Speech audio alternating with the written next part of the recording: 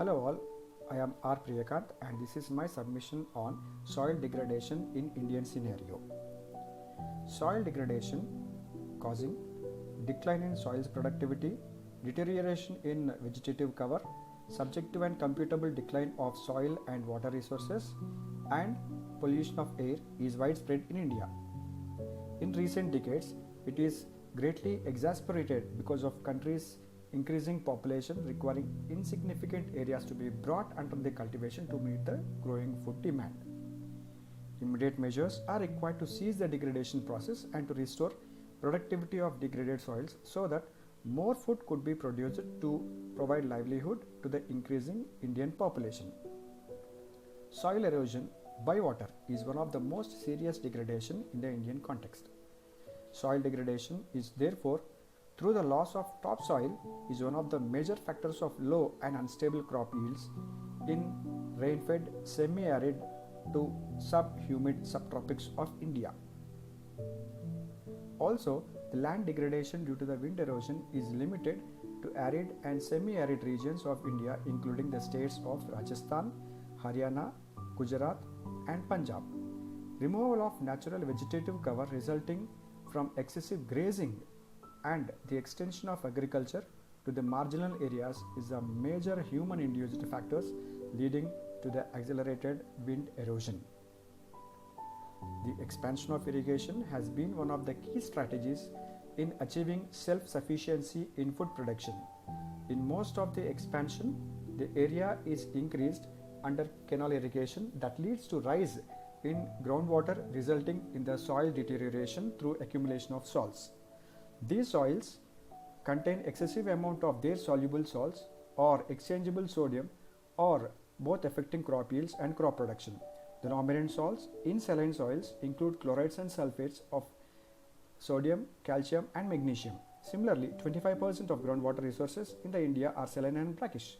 So states like Rajasthan and Haryana are endowed with 84 and 62% of poor quality groundwater respectively. Continuous use of such waters for irrigation to agriculture crops is bound to increase the problem of salinity in India. Acid soils develop in humid and perhumid areas pertaining to the states of Assam, other northeast area, West Bengal, Bihar, Orissa, Andhra Pradesh, Kerala, Madhya Pradesh, Karnataka, Maharashtra and Tamil Nadu. In Kerala, amongst acid soils, the acid sulfate soils are peculiar in characteristics and attendant problems. These soils formed due to the excessive leaching of cations with high rainfall resulting in lowering of pH and the loss of soil fertility. Anthropogenic factors cause pollution or contamination of soil and water resources. In the Navanshahar and Horishapur districts of Punjab, an area of about 1000 hectares is affected by psyllium toxicity. So, large air variations in the composition of sewage waters of industrial and non-industrial cities of Punjab have been reported. There are different case studies by the Energy and Resources Institute theory related to the major causal reasons of degradation including water erosion, salinity, saltwater intrusion in coastal areas, vegetal degradation and wind erosion in the states of Madhya Pradesh, Gujarat, Andhra Pradesh, Uttarakhand, Uttar Pradesh and Rajasthan. The Bani grasslands located in Kutch district of Gujarat in India were once known as Asia's finest grasslands. The people of Bani, known as Maldaris, have been living as nomadic or semi-nomadic pastoralists for hundreds of years, relying mainly on livestock breeding as their source of livelihood. The invasion of the grasslands by the woody species of Prosopis geoffrolia is seen by the Maldaris as one of the primary causes for the degradation of Bani grasslands. As per the case study, Bani is a complex system and have used system dynamics to model its ecologic economic interactions resulting from grassland degradation and to generate future scenarios. They have also carried out an economic valuation of Bani to obtain the present values of its future economic gains under two scenarios: business as usual scenario and Proposis removal policy scenario. Their modeling results consisting with the Maldaris perceptions indicate that Proposis invasion is indeed the major cause for the degradation of Bani, and the economic valuation indicates that Proposis removal is a favorable policy option for sustaining the livestock economy and halting grassland degradation.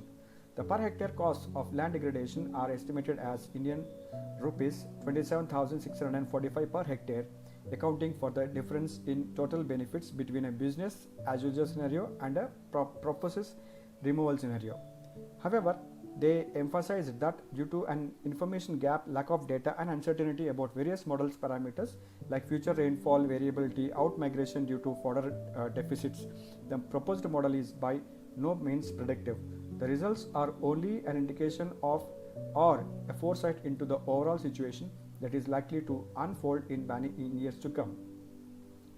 The socio-economic and ecological sequences of soil degradation are far-reaching.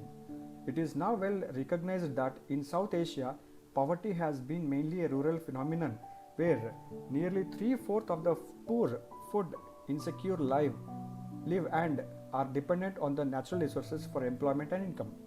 South Asia has a poverty incidence of 43% and about 520 million people reside here. And also, severely degraded lands are mostly inhabited by marginal farmers and tribal populations who are poor and are less literate. These people are devoid of land-based amenities and infrastructure in comparison with the farmers who cultivate better lands. The soil erosion and other soil degradation processes have led to nutrient depletion, thus reducing the soil quality. Poverty and natural resources degradation coerces individuals to search for more land for food. People are thus driven to convert forests to farms, cultivate steep slopes, and degrade further marginal fields. Conservation of natural resources and regeneration of the degraded and wastelands therefore offer potentially enormous means of poverty alleviation and sustainable livelihood. There is a need to adopt new high-tech science tools and as natural resource relevant additional data become available for the remote sensing satellites. Further refinements should be possible in the innovative database analytic systems. Unless urgent measures are taken to arrest the degradation process and to restore productivity of degraded soils, it is not possible to produce more food to fulfill the obligations to leave a better heritage for the prosperity. So this requires the systematic knowledge on the soils, their extent, distribution, characteristics, problems, and potentials for optimizing land use. Innovations in both science and farming practices are urgently needed to achieve this goal, and efforts need to be taken by both policymakers and the public. Thank you.